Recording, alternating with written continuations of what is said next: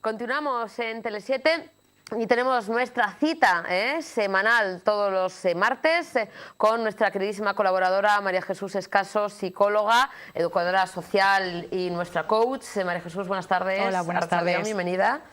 Bueno, vamos a hablar, y esto es un poco por petición, como el otro día hablamos del miedo, y había ahí algún invitado que dice, uy, ¿y por qué no habláis? Casi nos dio como la idea, ¿verdad, María Jesús? Y como el pueblo soberano, pues el otro día hablaste del miedo, de cómo gestionar el miedo, que el miedo no es malo si se sabe gestionar. Bueno, todo el mundo tenemos miedo a algo, y hay que saber gestionarlo, pero el problema es si el miedo se transforma en fobia, que ya son, como se suele decir, palabras mayores. Sí, son palabras mayores. Ahí estamos hablando quizás de un trastorno. Si un miedo no está bien gestionado, se pueden convertir en fobias. Ya hablamos la otra vez del miedo como emoción protectora de amenazas y peligros. Lo que pasa es que cuando ese miedo es desproporcionado, cuando la amenaza es demasiado intensa y es persistente, se puede convertir en una fobia. Si dejamos que esa fobia, ese trastorno se enquiste, se prolongue en el tiempo, es más complicado, imagino, ¿no, María Jesús, de atajar? Porque la gente dirá, bueno, pues sí, yo tengo fobia a las arañas. Bueno, ahí siempre todo el mundo podemos verbalizar una fobia, pero ¿cuándo tenemos que preocuparnos o cuándo necesitamos de la ayuda de un profesional, como en este caso, cuándo necesitaríamos ir a tu consulta para tratarnos esa fobia? Cuando es limitante, incapacitante, es decir, cuando se produce también una incapacidad para relacionarnos a nivel social, a nivel laboral, educativo. Hay distintas fobias, hay algunas que son específicas, que pueden ser animales, ¿no? Fobias a situaciones, a la sangre, imagínate, ¿no? Esas fobias que aparecen, que son situacionales. Y algunas fobias que son muchas de las que hoy en día en la sociedad, que son las fobias sociales. Entonces, dependiendo de esas fobias, hay intervenciones también distintas. Y se interviene, lógicamente, cuando es muy limitante, muy incapacitante y cuando la persona se va viendo cada vez más limitada. Por ejemplo, por poner un ejemplo, hay muchas fobias, María Jesús, cada vez incluso más, ¿no? Sí. Por eso que somos, pues al final males sociales y cada vez incluso nuevas tecnologías, ¿no? Fobia a incluso, ¿no?, a ver algo publicado en redes sociales, o sea, puede haber muchas nuevas fobias, pero siempre se me ocurre lo de la agorafobia, ¿no?, que es miedo a esos espacios abiertos. Gente que yo conozco un caso, además, pues un vecino, yo no vivo en esa zona de Bilbao, pero que hace años, es más, creo que 15 años, que no sale de casa, no le volvimos a ver. O sea, algo pasó, algún problema, algo, me imagino, un desencadenante, y no ha vuelto a salir de casa, totalmente incapacitante, ¿no? Esa situación de no poder trabajar, no poder tener una familia, no poder tener vida social, amigos, pareja. Claro, esto limita muchísimo. ¿Cuáles son los pasos a seguir cuando pasa una situación, por poner un ejemplo, ¿no?, pues la agorafobia, que es no salir de casa, ni siquiera esta persona, yo en concreto sé del caso, que no va ni hay consulta, o sea, no quiere ni salir de casa? Claro. No tendrá que ir el profesional a tratarle a su casa, a su casa. Eso es. ¿Cómo se gestionan estos casos muchas veces tan extremos? Bueno, son procesos muy extremos. Este caso que sí que me cuentas, yo me imagino que habrá habido unos antecedentes, y un análisis que se habrá hecho también funcional de cara a valorar el tipo de temperamento de la persona y luego a partir de ahí empezar a hacer una intervención. Probablemente haya algún profesional que vaya a casa a hacer un tratamiento. Esta persona sí o sí tiene que estar en un tratamiento farmacológico, pero también psicológico. ¿Qué ocurre? Que muchas veces las personas cada vez se van limitando, se van aislando cada vez más de la sociedad, y es ahí cuando puede surgir hasta un problema ya no solamente fóbico, sino ya depresivo. Esta persona que me cuentas, es un caso que no conozco, desconozco totalmente, pero probablemente ya estemos en ese proceso ya donde no solamente hay un trastorno ya ansioso, fóbico, sino que también hay una depresión latente. Entonces, hay intervenciones, son lentas también, pero son combinaciones entre exposición a los estímulos que él considera fóbicos, pero también relajación. se trabaja mucho con esa persona para que cambie también su estilo de vida, Yo muchas veces digo que es muy importante el estilo de vida de las personas para cambiar el foco de atención. ¿A qué me refiero? Yo muchas veces cuando hay personas que llegan a consulta, sí que les digo cómo se alimentan, cómo es su estilo de vida, si hacen ejercicio físico, si no, porque es importante valorar esto también, ¿eh? Si las personas cada vez se van limitando más y ponen demasiado foco en esos estímulos no fóbicos, modifican también y su estilo de vida va modificando, se va cambiando. Y es importante volver otra vez a aquello que la persona considera importante, valioso en su vida, para fomentar, impulsar un estilo de vida mucho más saludable. Es importante, en este caso, claro. María Jesús, también para intervenir o para intentar bueno, solucionar. Hay casos en los que me imagino que es mucho más complicado que otros, pero es importante o es fundamental saber el porqué, el origen. Hay veces que se puede llegar a conocer el origen, en otros que igual es complicado, depende del paciente, porque hay muchos pacientes que igual se cierran en bandas, son más herméticos, no cuentan el por qué tienen miedo a volar en avión, igual sí les ha pasado o les ha pasado a algún familiar o han visto algo. Siempre hay un pequeño desencadenante. ¿Es importante conocer el origen de esa fobia? Bueno, a ver, el origen. Es importante ver el temperamento de esta persona, si es una persona muy inhibida o si es una persona también, bueno, pues neurótica. ¿Qué ocurre? Que si estamos también observando, analizando un análisis más funcional de la persona, podemos también ver cuál es el entorno familiar, cuál ha sido el estilo de educación, porque de ahí también podemos sacar bastante información y antecedentes.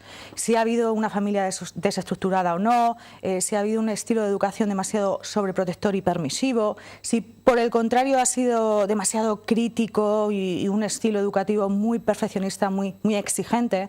A partir de ahí podemos ir derivando si esa persona, bueno, pues es muy neurótica, ¿no?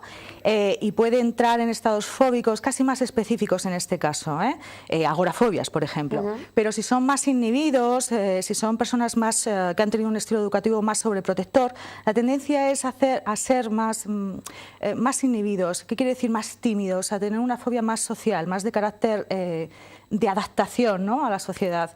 Entonces, dependiendo de eso, que son antecedentes también, y de ese análisis podemos también hacernos una interpretación, una idea de por qué esta persona tiene esa fobia o no. En cualquier caso, tampoco nos da una orientación, pero no nos da algo, nos da una línea a seguir, pero no podemos saber a ciencia cierta si ese antecedente es motivo de o causa de. No, nos da una línea a seguir a la hora de diagnosticar y de intervenir.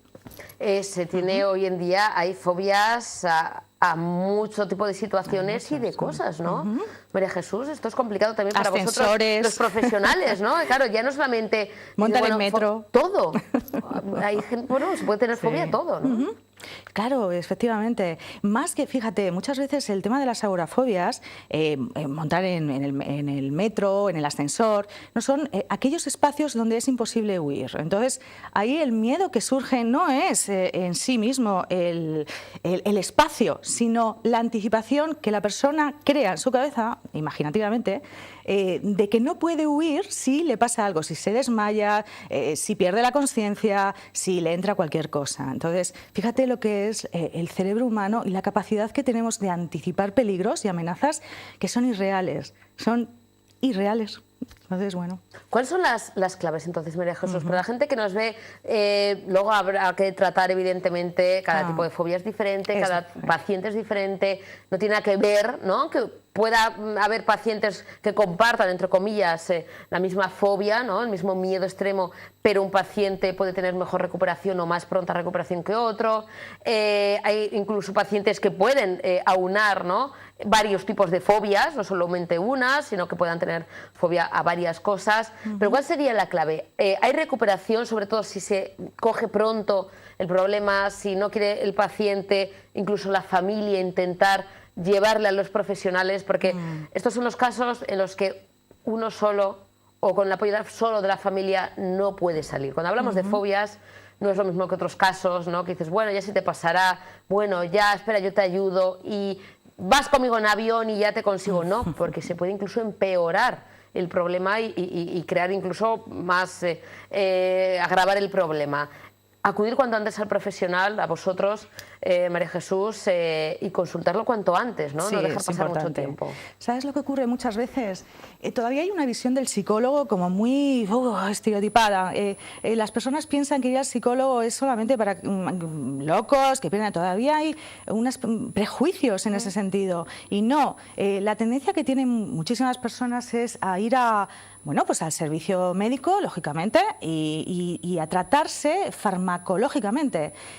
No piensas muchas veces que el acompañamiento psicológico es muy adecuado en este sentido, ¿no? Yo no digo, como psicóloga, que el farmacológico no se deba o se deba evitar, todo lo contrario, tiene que haber en estos trastornos fóbicos, bueno, pues un acompañamiento en los dos estilos, pero es importante acudir a profesionales. Dependiendo de las fobias y dependiendo también del estilo que tenga cada psicólogo, va a dirigir un tratamiento bueno, de diferente forma, ¿no? Yo soy cognitivo-conductual, soy mucho más conductual que cognitivo casi, porque trabajo mucho la exposición y trabajo mucho la conducta, la relajación, incluso utilizo métodos de mindfulness. ¿Para qué? Para tener una atención plena en el presente, mucho más, y para estar bueno, en este momento presente, de tal forma que no anticipemos a futuros peligros, ¿no? Que la cabeza pensante de la tendencia que tiene es a eso, ¿no? A anticipar peligros continuamente en los trastornos fóbicos. Entonces trabajo mucho la atención plena, el mindfulness, no sé si has oído hablar de ese tipo el prestar la atención en el momento actual, presente, ni el pasado ni el futuro, porque entonces nos perdemos el momento actual. Y trabajo mucho también otro tipo de intervención que se llama aceptación y compromiso, que en estilos, ¿no? de este tipo de trastornos fóbicos y de ansiedad funciona bastante bien. Es bueno, aceptación de la emoción tal y como es en este momento presente, para bueno, tratar de verlo con perspectiva y cambiar un estilo de vida mucho más en dirección a valores y a un estilo de vida más importante para las personas, ¿no? Lo que te he comentado antes, también cambiar la atención, ¿no? Bueno, la intervención psicológica es verdaderamente importante. ¿Qué ocurre?